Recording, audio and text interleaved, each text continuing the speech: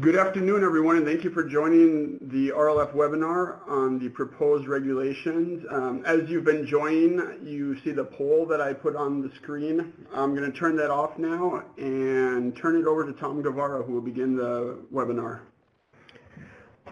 Thanks, Mitchell. Good afternoon, everyone. My name again is Tom Guevara, and I'm the Deputy Assistant Secretary for Regional Affairs here at the Economic Development Administration. I want to thank you for joining us for this important webinar about proposed changes to EDA's revolving loan fund regulations. On October 3rd, 2016, we published in the Federal Register a Notice of Proposed Rulemaking, or NPRM, that proposes changes to EDA regulations enacted primarily under the authority of the Public Works and Economic Development Act of 1965. The majority of these proposed changes would affect the RLF program. It is our hope that the changes would revamp the RLF program to make it more flexible for RLF recipients, more reflective of best practices, and a more powerful tool for economic growth, increased private investment, and greater job creation. Given the comprehensive nature of these proposed changes, we will be focusing exclusively on the proposed changes to the RLF regulations in this webinar, although I might add that the regulations themselves are more encompassing of other issues related to EDA's programs. Our goal for today is to walk you through an overview of the RLF program, as well as encourage you to submit questions or comments to us for consideration before the deadline for public comments is reached. Through the webinar, we will explain our motivation for proposing the changes to the program, describe the three categories of changes being proposed while being clear about what would not change as part of this program overhaul, and then, of course, try to answer some of your questions. EDA is committed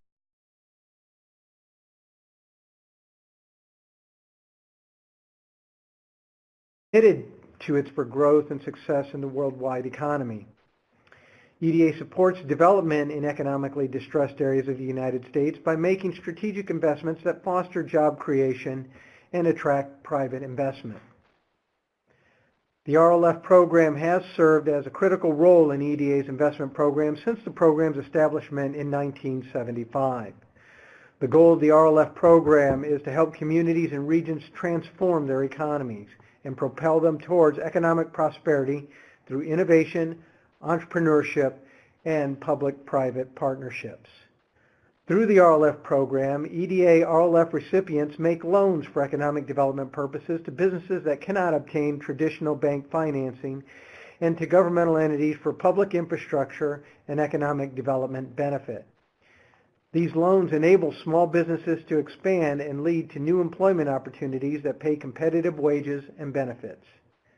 They also help retain jobs that might otherwise be lost, create wealth, and support minority and women-owned businesses.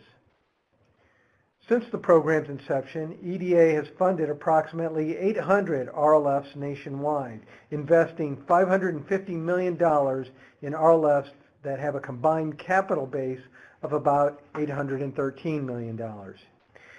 EDA-funded RLFs have made more than 36,000 loans to American small businesses and have leveraged more than $16 billion in non-RLF dollars. RLF recipients report that the program has contributed to creating or retaining more than 650,000 jobs. Since February 1 of 2011, EDA has taken a critical and comprehensive look at its regulations, removing outdated provisions and streamlining and clarifying requirements. These proposed changes to RLF regulations continue this effort and reflect current best practices, while strengthening EDA's efforts to evaluate, monitor, and improve RLF program performance. Let's now take a look at the proposed changes to EDA RLF regulations. My fellow EDA colleagues, Mitchell Harrison, Program Analyst and RLF Coordinator at EDA here in Washington, and Patrick Wagner, Economic Development Specialist and RLF Administrator in EDA's Denver Regional Office, are here to lead you through the proposed changes. So without further ado, Mitchell, let's go ahead and start with you to take us through the rest of the changes. Thank you, Tom. While we will not be addressing today the other changes proposed in the NPRM, we strongly encourage you to review the entire NPRM and to submit comments on any or all revisions that are proposed within this notice. During today's webinar, feel free to submit questions or comments using the chat function. We will respond to as many questions as time allows at the end of the presentation. As indicated in the NPRM, there are multiple ways to ask questions or make comments. You may submit them through the federal e-rulemaking portal at regulations.gov. Search for NPRM's RIN number 0610-AA69 as you see on the screen. The search box on the main page will take you to the NPRM. There is a Comment Now button on the right-hand side of the page that you can use to click and submit comments. As an alternative, you may send them by email to regulations@eda.gov. Please include comments on EDA's regulations and the docket number as it shows on the screen in the subject line of the message. Or you may fax them to 202-482-5671. Please indicate attention Office of Chief Counsel, comments on EDA's regulations, and the docket number 1605-19444-6444-01, all on the cover page. Finally, if you prefer, you can mail questions or comments to Office of the Chief Counsel, Economic Development Administration, U.S. Department of Commerce, 1401 Constitution Avenue Northwest, Suite 72023, Washington, D.C. 20230. Please indicate comments on EDA's regulations and the docket number as shown on the screen on the envelope. Please note that you do not need to use all of these methods. Simply select the one method that works best for you. Unfortunately, due to time constraints and the amount of information to convey today, there will be limited opportunities for us to respond to questions during the webinar, though we will try to respond to as many as possible as we conclude the presentation. Nevertheless, EDA wants to hear from you. We are deeply interested in your thoughts regarding these proposed changes and urge you to share them with us. Just keep in mind that all questions and comments must be received by December 2nd, 2016. As Tom mentioned in his introduction, this is a very exciting time for the RLF program, and I am honored to share this opportunity and speak to all of you about where we are hoping to take the RLF program with these proposed changes. As Tom has noted, this effort is the culmination of years of effort and dedication by all those at EDA who work with RLFs across the nation. Our hope is that in partnership with you, our stakeholders, we will strengthen our ability to reach those who need the kind of financing that RLFs are uniquely qualified to provide, and that, by doing so, we will drive economic growth like never before. To meet these goals, we have proposed regulatory changes that fall into one of three categories: those designed to help manage risk, new and revised definitions, and other key changes that will support broader shifts in the RLF program to improve operational performance and oversight. Let's dive into the first topic, managing risk. In an effort to help both EDA and RLF recipients manage risk, EDA is proposing to introduce a brand new approach, the Risk Analysis System. The proposed risk analysis system is modeled on the Uniform Financial Institutions Rating System, often referred to as the acronym CAMELS. The CAMELS system produces a composite rating by examining 6 components: capital adequacy, as the C in CAMELS, asset quality, A, management capability, M, earnings, liquidity, and sensitivity to market risk, the S in CAMELS. This system has been used by regulators since 1979 to assess the performance of financial institutions on a uniform basis and to identify those in need of additional attention. The risk analysis system is intended to provide RLF recipients with a set of portfolio management and operation standards to evaluate their program and improve performance. The system will also help EDA to identify those RLF recipients that require additional monitoring, technical assistance, or other actions. EDA would use the information and data already submitted by RLF recipients as part of their required reporting process, along with the adapted CAMELS factors, to assign risk analysis ratings to each operator. Scores will be assigned for each factor on a numerical score from 3 to 1, with 3 being the highest score. The scores will be totaled to determine each recipient's classification as A, B, or C. Those recipients classified as A will be considered a strong performer who is managing its RLF program without any problems and with no need for intervention or assistance. Recipients classified as B will be those considered to be generally managing their RLF program well, but possibly in need of technical assistance in one or more areas. A C is one that would be considered to have serious challenges with its program and in need of significant improvement. Like I mentioned before, feel free to use the chat function in the webinar to submit comments or questions throughout the course of the webinar. At this point, you're probably wondering what all of this means to you, especially if you're deemed to be a B or C recipient. EDA will provide those categorized as B or C with guidance regarding areas of weakness and steps that would need to be taken to improve their scores. In general, they will be given a reasonable amount of time to address those areas of weakness or noncompliance.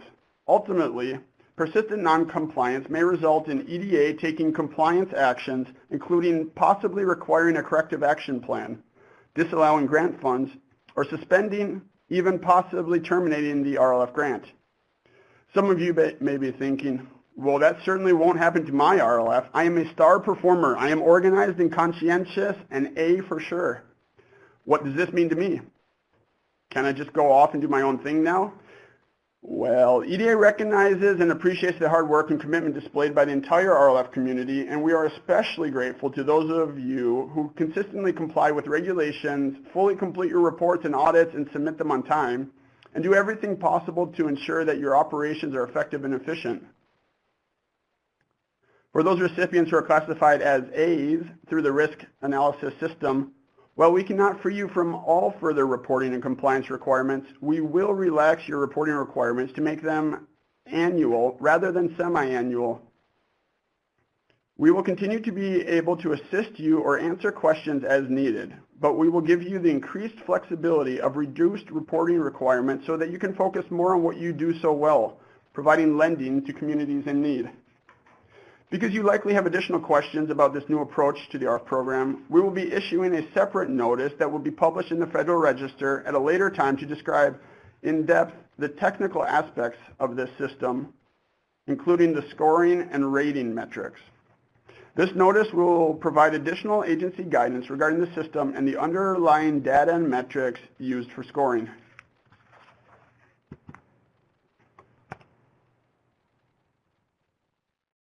In support of this shift to the risk-based approach to RLF performance monitoring, EDA is proposing the introduction of a new concept, allowable cash percentage. Currently, EDA uses a nationally administered fixed capital utilization rate as a basis for determining whether RLF recipients are lending out RLF funds at an appropriate rate and to ensure that repaid funds are used to promote further lending.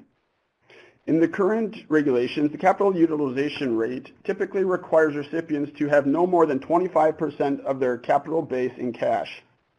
In other words, the capital utilization rate requires recipients to manage their lending and repayment schedules so that at all times at least 75% of their RLF capital is loaned out or committed. Failure to comply with this requirement and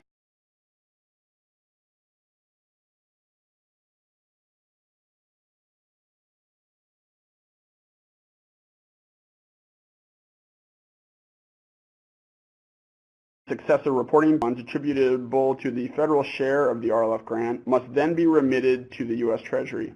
Again, this is in the current existing form of regulations.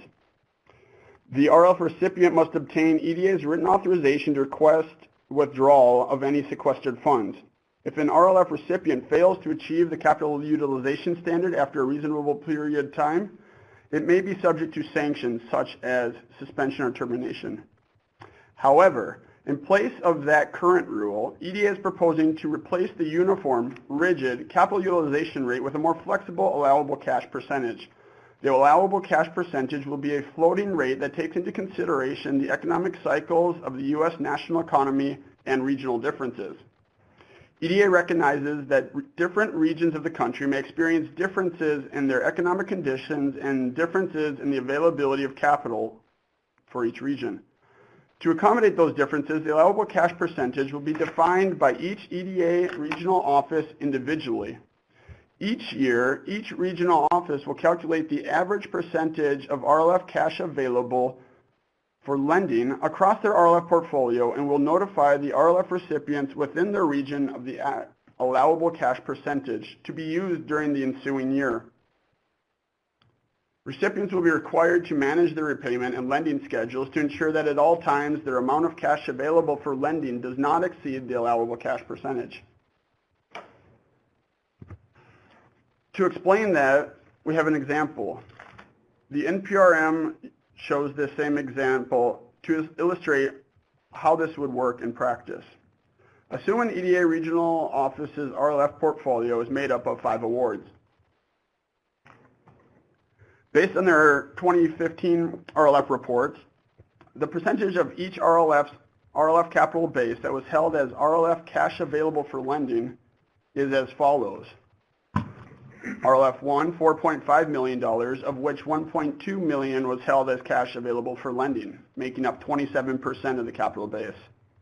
RLF 2, with a capital base of $7.6 million, with $2.8 million as cash available for lending.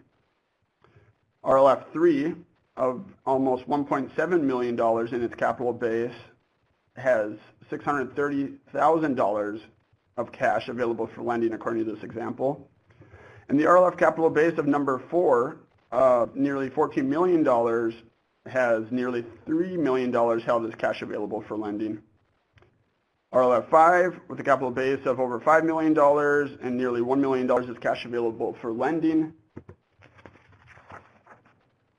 Based on these numbers, on January 1st, 2016, the EDA regional office would have informed all RLF recipients in the region's RLF portfolio that the allowable cash percentage is 26%, which represents the sum of RLF cash available for lending for the 5 RLFs divided by the sum of the RLF capital base for those 5 RLFs. The RLF recipients in that region would also be told that they must manage their lending and repayment schedules throughout 2016 so that at all times their RLF cash available for lending does not exceed 26%. If one of the RLF recipients has cash available for lending that does exceed 26%, as you see in this example, according to the proposed changes, that RLF recipient would no longer be subject to automatic sequestration. Instead, this would be considered as one factor in the risk analysis rating for the particular recipient, and sequestration would be viewed as one of a range of possible remedies to obtain compliance with the terms of the RLF grant. As I pause briefly, be sure to use the chat function to submit comments. Many of you are already doing so, and we'll respond to those comments or questions at the end of the webinar as time allows.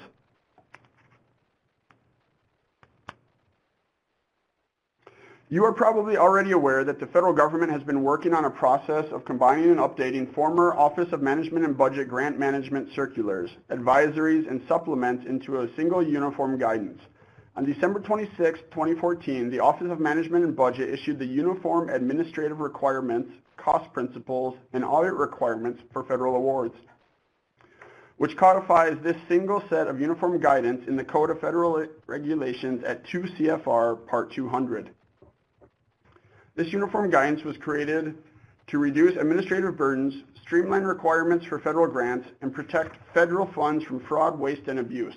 It creates uniform requirements for all federal funding recipients.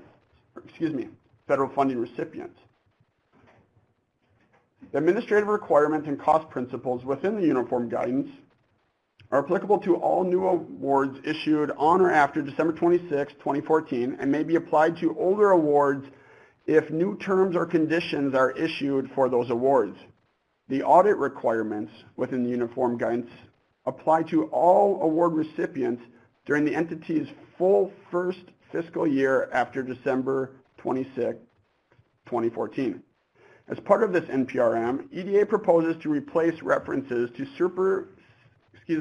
superseded circulars and regulations to reflect adoption of the new uniform guidance. Beyond updating these requirements, EDA seeks to provide greater clarity to its RLF regulations by reorganizing them. Specifically, EDA is proposing to replace all pre-disbursement and disbursement phase requirements into a single section, Section 30711, and to add language designed to clarify potentially confusing, if not conflicting, deadlines for those requirements. For example, currently, our recipients must provide evidence of fidelity bond coverage and certification regarding the recipient's accounting system before any disbursement of EDA funds. Under proposed changes, the language would be revised to make it clear that these items would be required within 60 calendar days before the initial disbursement of EDA funds. In addition to making changes designed to clarify the phases of an RLF, EDA is proposing to reorganize the provisions regarding compliance. The new regulations separate the compliance regulations into two different sections. One section describing those actions considered to be in non-compliance, and another section listing remedies for non-compliance.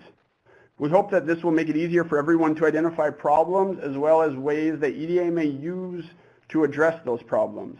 In line with this approach, EDA is proposing to update the list of practices deemed to be non-compliant in order to reflect a shift to a risk-based approach. For instance, the current regulations list one example of non-compliance as having excess cash sequestered for 12 months or longer without an approved extension request.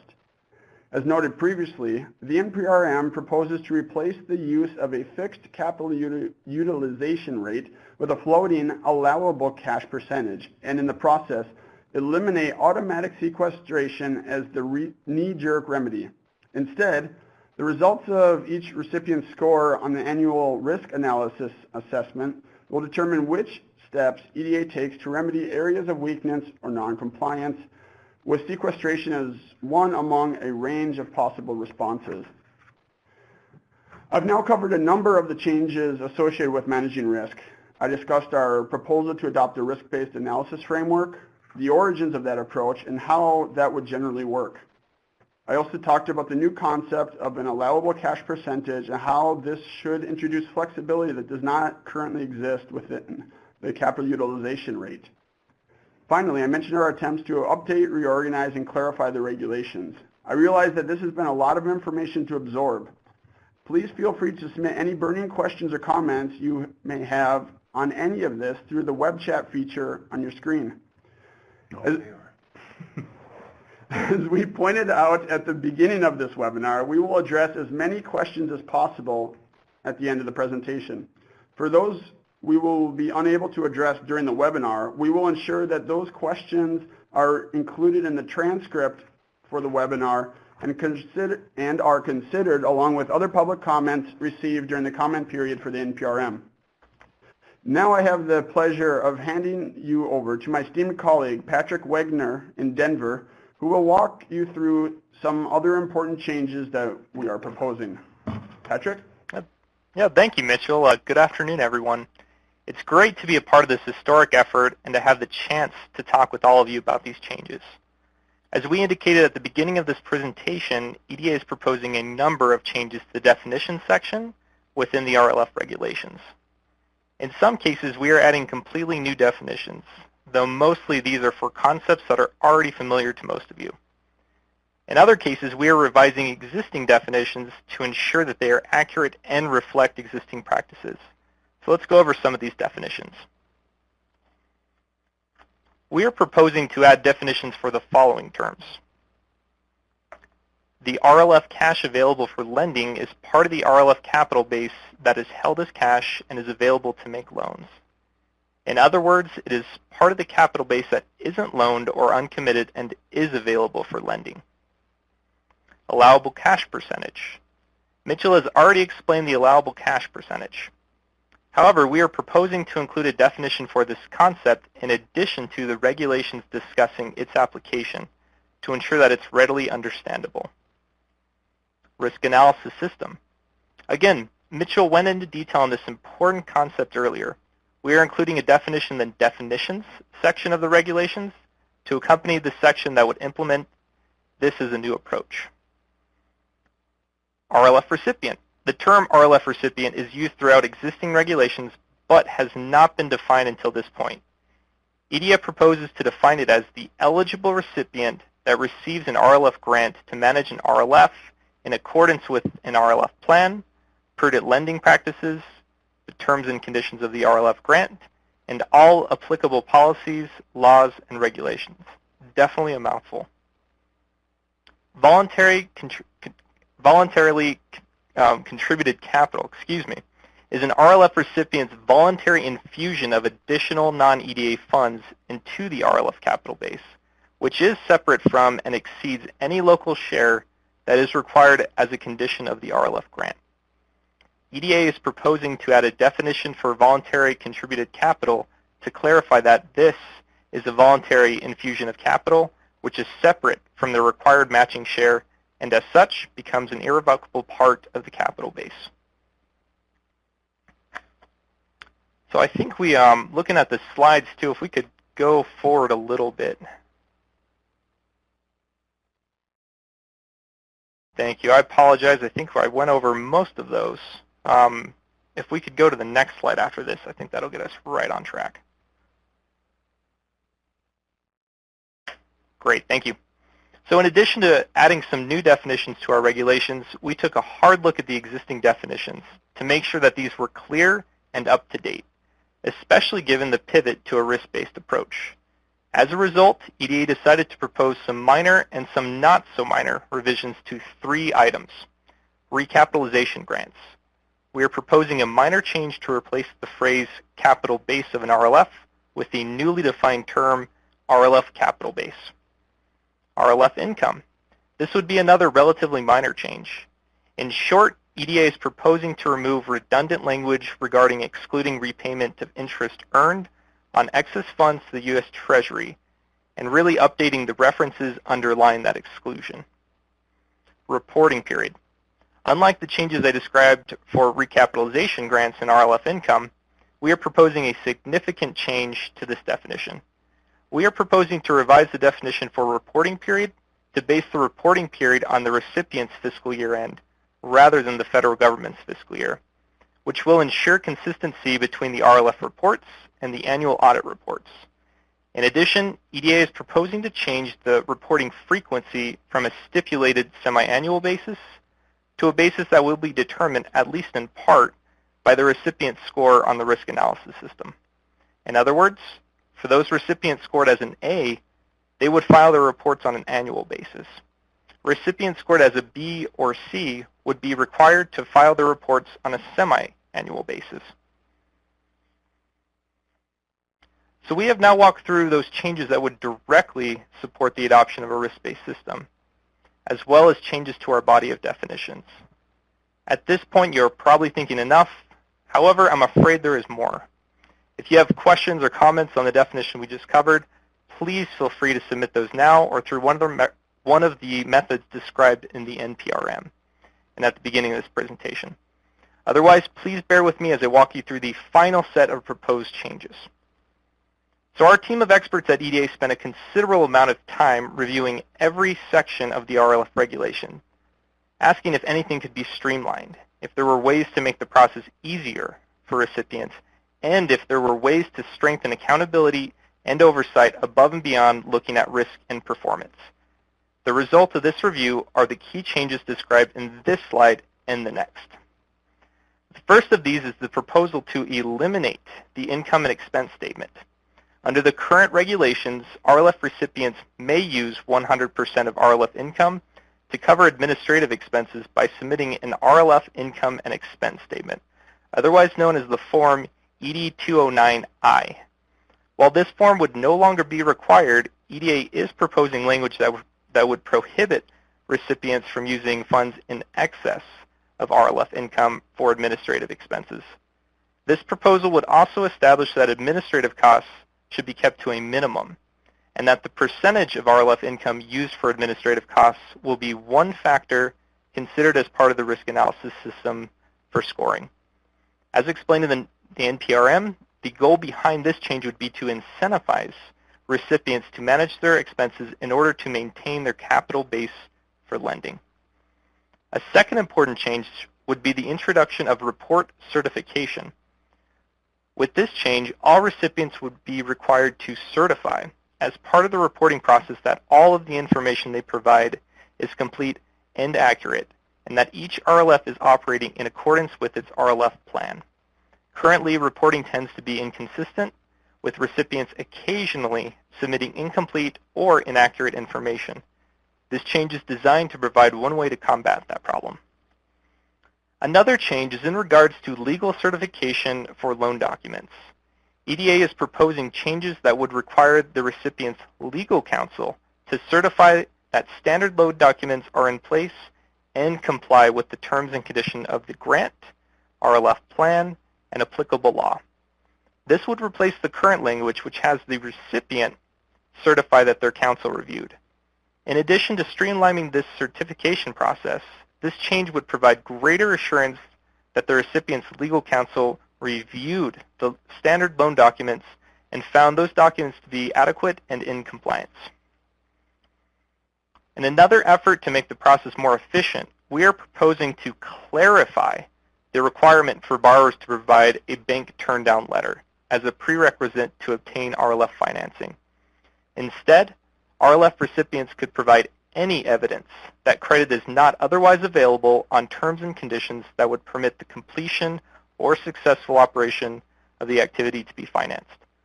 Some borrowers have reported that it is difficult, if not impossible, to obtain a turn-down letter from a bank or financial institution. Rather, they have been provided other documentation, proving their inability to obtain traditional financing. This change would enable borrowers to use alternative evidence as part of their loan package.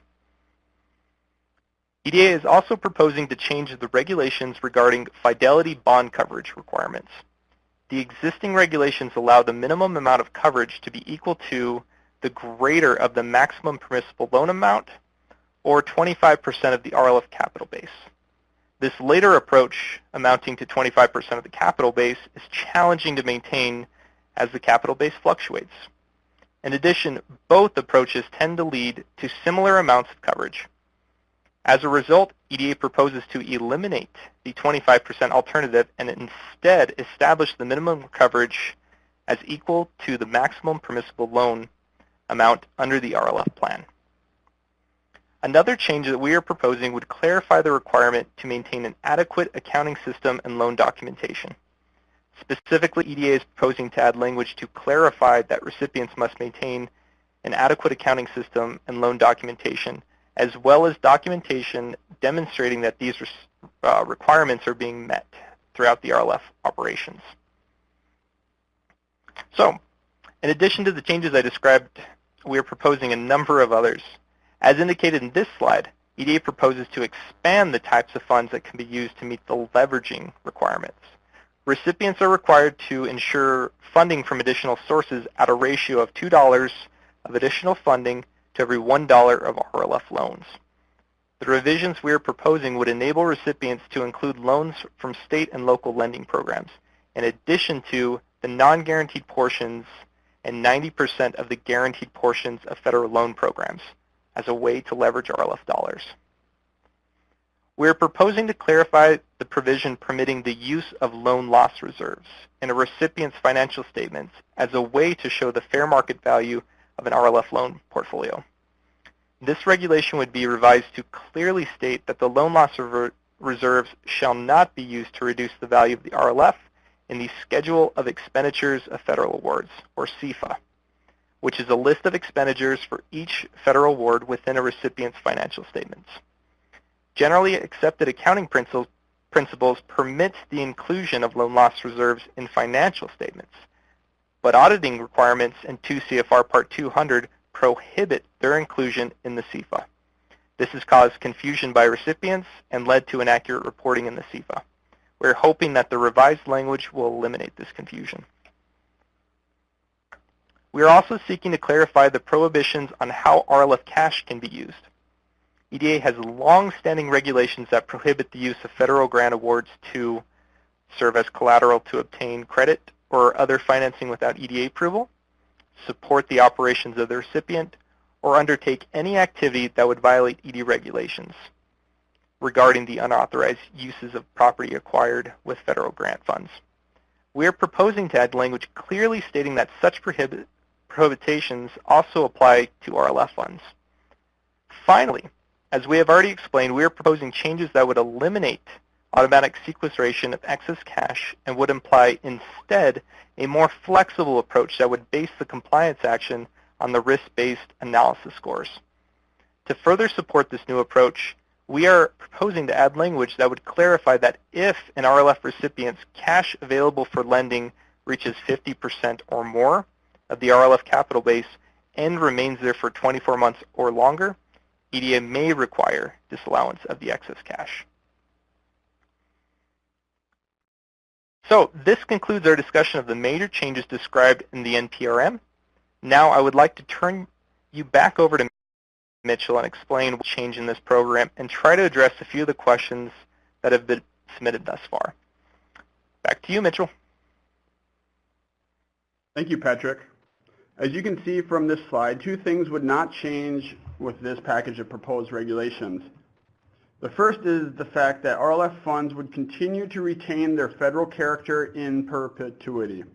And as a result, recipients' obligation to manage their RLF funds in accordance with the terms of the awards and regulations also continue in perpetuity. We're aware that many RLFs have been operating successfully for many years, even decades. Over the years, many of you have urged us to set a time limit after which we would release the federal interest in these awards. We hear you. Unfortunately, this defederalization requires a legislative fix, not a regulatory one. However, we continue to work with Congress to try to achieve the necessary authorities to make this happen. The second thing that will not change is our commitment to you and to the goals of the RLF program. As Tom, Patrick, and I have tried to express during the presentation, we hope that these proposed changes will make it easier for RLF recipients to do the important work that they do on a daily basis. We also hope that these changes will strengthen the RLF program as a whole and give us the opportunity to work with our recipients in more targeted and effective ways. Mostly, we believe the RLF program is a powerful tool for building up our communities and our economy, and we remain unwavering in our support of all of you and your efforts with this program. At this point, Patrick and I will try to respond to some of the excellent questions that you've been submitting during the webinar. So, meanwhile, please note our contact information if you would like to follow up with us individually.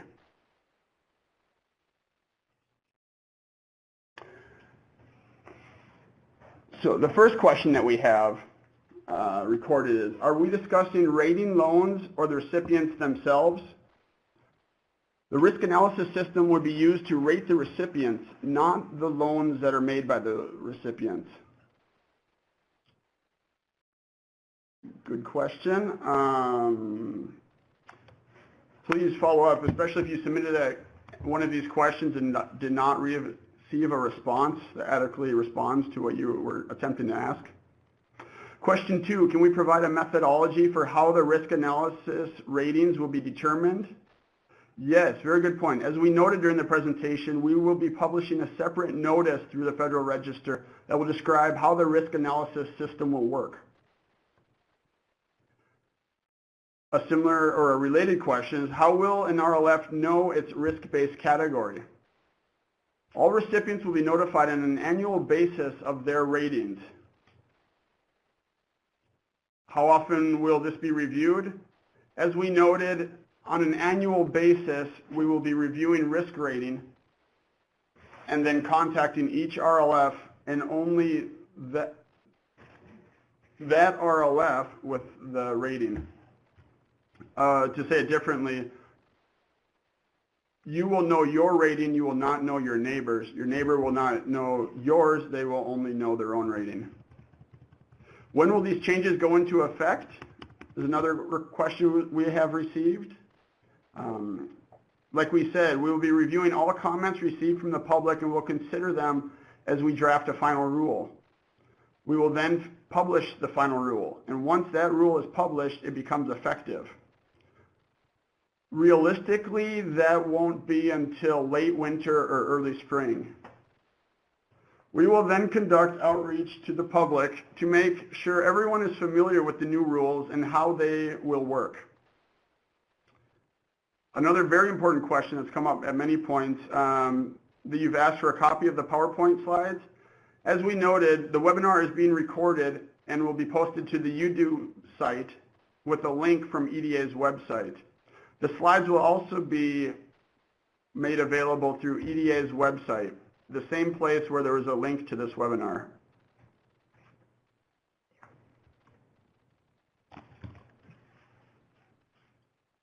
Now let me pause briefly in case there are additional questions based on those submitted.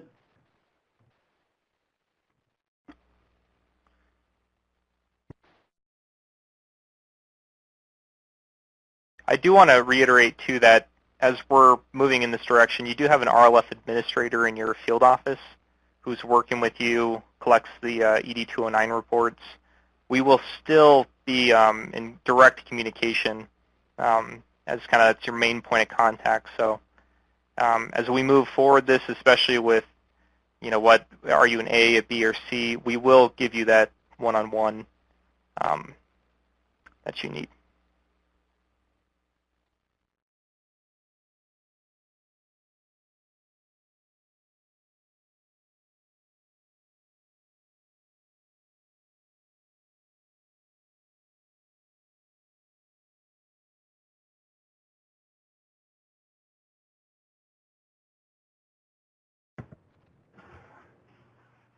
Thank you, Patrick, for that clarification. I put back up on the screen the poll that we had at the outset of the webinar that points to the regional office that you work with.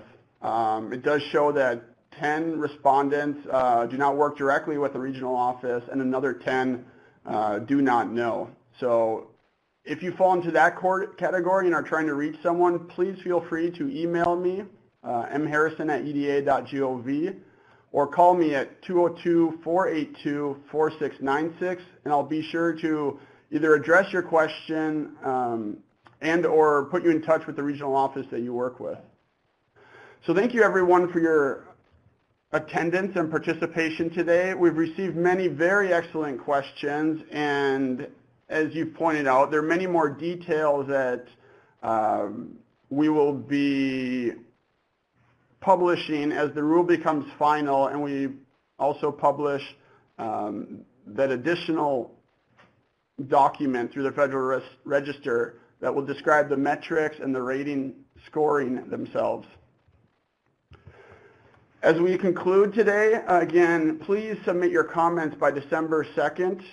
We will include those questions and comments through this webinar feature. However, the formal process for submitting comments to the proposed regulation changes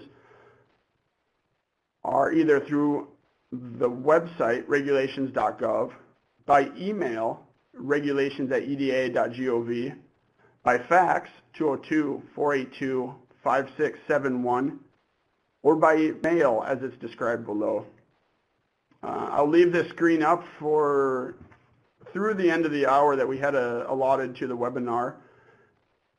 And again, thank you for joining us today, for submitting the comments. I hope we have initiated a conversation and prompted you to submit comments if you've not already done so. Again, through EDA's website, the recording of this webinar will be posted and made available through EDA's YouTube site as well. And a copy of the PowerPoint slides will be available through EDA's website on the RLF page as well.